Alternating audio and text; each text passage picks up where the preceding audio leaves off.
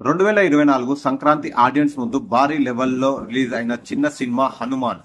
Cinema talk చాలా వరకు positive గా ఉందని చెప్పవచ్చు. ఇప్పుడు ప్రపంచాన్ని జయించాలి, తానే అత్యంత బలంగా ఉండాలి అనుకునే విలన్ కి ఊర్లో ఉండే ఒక పవర్ఫుల్ మణి దొరికితే బలవంతుడిగా మారతాడు.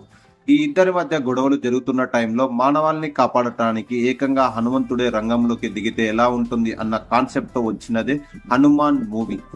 ఎక్కడ కూడా బోర్ ఫీల్ అవ్వకుండా ప్రశాంత్ వర్మ స్క్రీన్ ప్లే మెప్పించగా, తర్వాత పర్వతాల్లో ఉన్న హనుమంతుడు ఎలా నిద్రలేచాడు, ఆ తర్వాత సీన్స్ మరో లెవెల్లో ఉంటాయని చెప్పవచ్చు.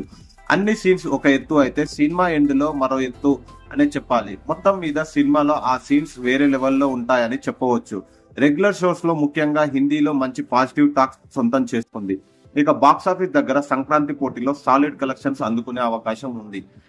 హనుమాన్ రెండవ రోజు కలెక్షన్ల విషయానికి వస్తే నైజాం 2.2 కోట్లు, సీడెడ్ 1.1 కోటి, యుఏ 1.1 కోటి, ఈస్ట్ 1.4 కోట్లు, వెస్ట్ 1.3 కోట్లు, గుంటూరు 1.8 కోట్లు, కృష్ణా 90 లక్షలు, నెల్లూరు 85 లక్షలు, ఆంధ్రప్రదేశ్ తెలంగాణలో మొత్తం 8.8 కోట్లు గాను, ఓవర్సీస్ లో 1.9 కోట్లు, హిందీలో 5.2 కోట్లు, టోటల్ వరల్డ్ వైడ్ గా 16.5 కోట్లుగా ఉంది.